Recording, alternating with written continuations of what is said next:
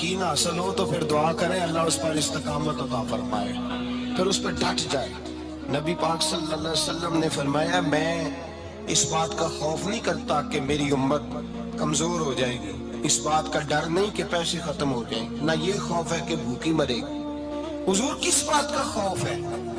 تو نبی پاک نے فرمایا خوف یہ ہے کہ ان کا یقین کمزور ہو جائے گا۔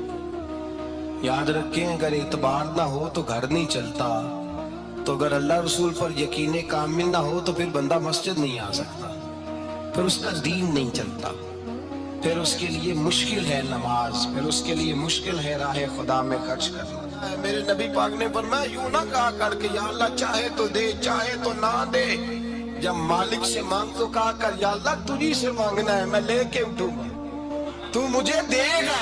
فرمایا جتنا تیرا یقین کامل ہوگا اتنا ہی اللہ تجھے جھولی بھر کے عطا فرمائے گا۔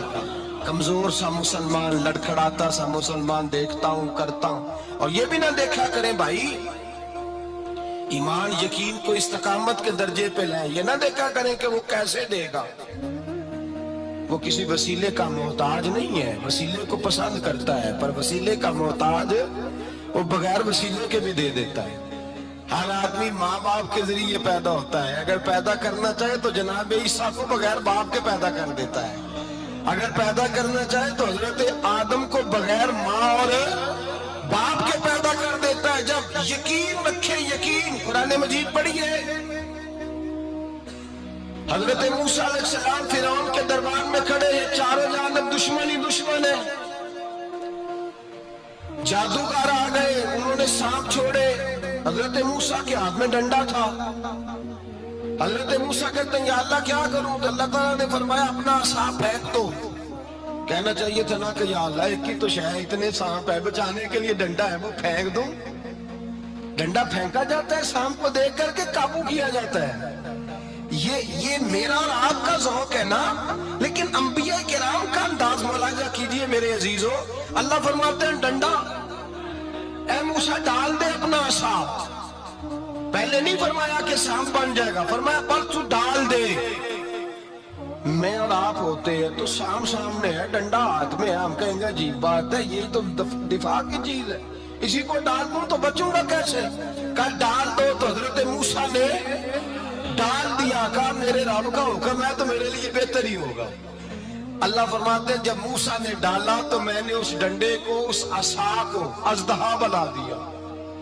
اب کبھی عصا بھی اژدہا بنے ہیں، کبھی چھڑی بھی بہت بڑا اژدہا بنی ہے، لیکن قرآن کہتا ہے جناب موسیٰ نے ڈالا تو اللہ نے اژدہا، بلکہ اس سے پیچھے چلیے، عورتیں کمزور یقین کی ہوتی ہیں نا، جناب موسیٰ پیدا ہوئے تو اللہ فرماتے ہیں میں نے موسیٰ کی ماں کے دل میں بات ڈالی، ماں کے دل میں صندوق میں ڈال کے تو اس کو دریا میں بہا دے۔ اور بھائی صندوق میں کہہ سکتے ہیں نا آکسیجن کیسے جائے گی، اور دریا میں بچے بچنے کے لیے ڈالے جاتے ہیں کہ ڈوبنے کے لیے ڈالے جاتے ہیں؟ ماں کے دل میں یقین کمزور نہیں تھا اماں کا۔ انبیاء کے ماں باپ موحد ہوتے ہیں، دین کو ماننے والے، ماں کے دل میں اللہ نے بات، اللہ قرآن میں کہتے ہیں میں نے وحی کی، میں نے القاء کیا، میں نے بات ڈالی۔ حضرت موسیٰ کی ماں کہتی ہے میں نے ڈال کے نا سمندر میں بیٹا، میں نے سمندر میں بیٹا ڈال کے صندوق میں بند کر کے رب کے حوالے کیا۔ آپ فرماتے ہیں میرے مالک کا بھروسہ کیا تو پھر میرے مالک کا کام دیکھو، کمال دیکھو، میں نے دریا میں ڈالا، اللہ نے فرعون کے گھر میں میرے بیٹے کی پرورش کرا دی۔ یہ یقین کہ حضرت موسیٰ کے پاس قوم آئی، قرآن پڑھیے، کہ جناب پانی چاہیے، وَإِذِ اسْتَسْقَىٰ مُوسَىٰ لِقَوْمِهِ، موسیٰ نے اپنی قوم کے لیے پانی مانگا، ہم نے کہا فَانْفَجَرَتْ مِنْهُ اثْنَتَا عَشَرَةَ عَيْنًا، اپنا ڈنڈا پتھر پہ مارو۔ عقل والا آدمی ہوتا تو اڑ جاتا، کہتا یا اللہ پتھروں سے بھی کبھی پانی نکلا ہے؟ اِضْرِب بِعَصَاكَ الْحَجَرَ، مارو پتھر پہ ڈنڈا۔ اللہ کے نبی نے منٹ نہیں لگایا، ٹھا کر کے ڈنڈا لگایا، فَانْفَجَرَتْ مِنْهُ اثْنَتَا عَشَرَةَ عَيْنًا۔ اللہ فرماتے ہیں جناب موسیٰ نے ایک عصا مارا، میں نے 12 چشمے جاری کر دیے۔ تو لے تو اللہ کرتا ہے، اللہ کہتا ہے پڑھ نماز روزی دوں گا، کہتا ہے سوچتا ہوں۔ اللہ فرماتے ہیں آجا مسجد میں تیرا ہو جاؤں گا، کہتا ہے دیکھتا ہوں۔ رب فرماتا ہے تو میرے محبوب کی غلامی کر، میں تجھے محبوب بنا لوں گا۔ तू कहता थोड़ा बड़ा होके दाढ़ी रखनी है, अभी सियाना होके मैं जरा सर्टिफिकेट ले लूं, इधर एक से के कितने सालों के बाद आएंगे, फिर शुरू करूंगा। प्रोग्राम बना रहा है, अभी तो इरादे में है अल्लाह के पैगंबर का डंडा, और इससे ज्यादा आगे बात हो गई। पीछे फौज लगी हुई है फिरौन की, मजमा है, हजारों लाखों का लश्कर लेके तलवारें नेज़े, फिरौन पीछे, आगे दरिया आ गया। हजरत मूसा अलैहिस्सलाम खड़े हैं, अब किधर जाएं? अल्लाह पाक ने फरमाया मारो डंडा। कहाँ? पानी पे डंडा मारो।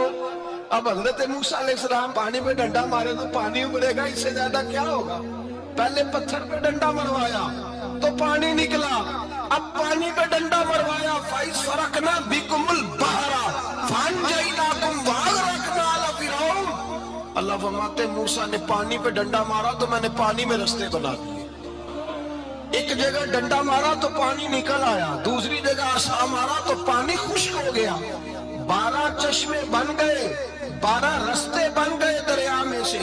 हजरत मूसा अलैहिस्सलाम गुजर गए और अल्लाह फरमाते हैं फिरौन भी आया तो उसे मैंने गर्क कर दिया, और वो खड़ा देखता ही रह गया कि बना क्या है।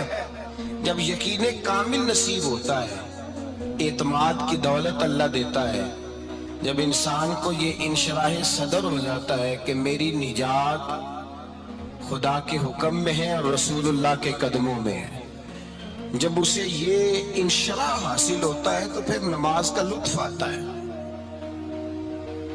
गौर कीजिए क्या जुमला कह दिया मैंने। फिर उसे नमाज का फिर उसे नमाज बोझ नहीं, बल्कि नमाज ना पढ़े तो उस पर बोझ होता है। फिर कुरान मजीद उसकी रूह का साथी हो जाता है, फिर इबादत, तकवा, परहेजगारी, फिर वो एक सुन्नत के छूटने पर परेशान रहता है। जब यकीन की दौलत नसीब होती है, कुरान मजीद फुरकान हमीद ने कहा ईमान लाओ तो फिर ईमान पे डट जाओ, मुसलमान बनो तो फिर इस्लाम पर। फिर ये जो कमजोरी है ना, ये देखते हैं, करते हैं, चलते हैं, अभी कल अभी परसों बहाने हीले, अभी मैं नमाज शुरू करता हूँ, देखता हूँ ला इलाहा इल्लल्लाह मुहम्मदुर रसूलुल्लाह सल्लल्लाहु अलैहि। जब किसी ने कलिमा पढ़ा तो उस पर पूरा दीन जरूरी है, पूरा। अब वो ये नहीं कह सकता कि थोड़ा थोड़ा करके आऊंगा। यकीन की दौलत नेमत है। अल्लाह पाक कुरान मजीद में फरमाते हैं इन्नल्लज़ीना क़ालू रब्बुनल्लाहु सुम्मा इस्तक़ामू, जिन्होंने कहा कि अल्लाह हमारा रब है और फिर वो इस पर डट गए, फिर इस पर वो कहा तो डट खड़े हो गए, नहीं अल्लाह ही रब है, अल्लाह ही देने वाला, अल्लाह ही मालिक, अल्लाह ही हमारा राज़िक है, रब ही हमारा सब कुछ। जब डट गए तो फरमाया ततनज़्ज़लु अलैहिमुल मलाइका, फिर मैं उनकी मदद के लिए आसमान से फरिश्तों का नुज़ूल फरमाया करता हूँ। फरिश्ते क्या कहते हैं? अल्लाह तखाफू वला तहज़नू, गम न करना, खौफ न खाना, वबशिरू बिल जन्नतिल्लती कुंतुम तुअदून, हम तो तुम्हें अल्लाह तबारक व तआला की उस जन्नत की खुशखबरी देने आए हैं जिसका रब ने तुम्हारे साथ वादा किया हुआ है। फिर फरिश्तों का नुज़ूल होता है, लेकिन शर्त क्या है कि ईमान लाए और फिर ईमान पर फिर ये ना सोचे कि वो किस तरह देगा, वो कैसे अता करेगा, वो मेरी मदद किस तरह करेगा, निजाम कैसे चले।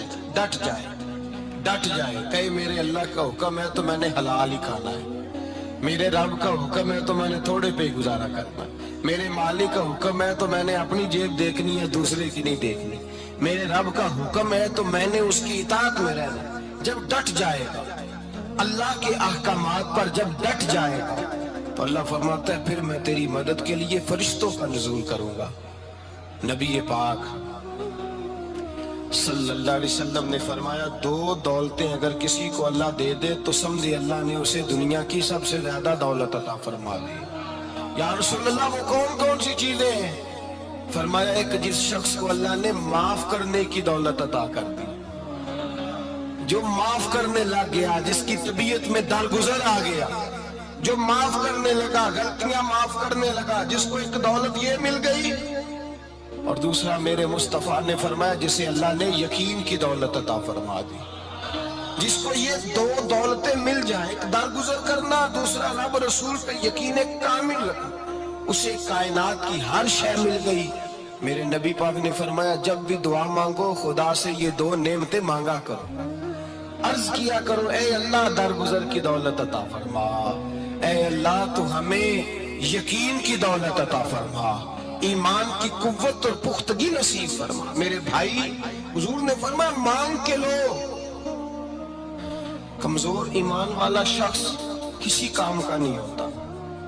جس آدمی کے ذہن میں شک کا بیج ایک دفعہ جنم لیتا ہے وہ آدمی تو غلام سے بدتر ہے۔ بے کیف سجدہ، روٹھی روٹھی سی عبادت، اس کی زندگی کیفیات سے خالی ہے۔ جس شخص کو پتہ چل جائے نا لوگ میرے مخالف ہیں، اس کا تو سجن رہتا ہی کوئی نہیں۔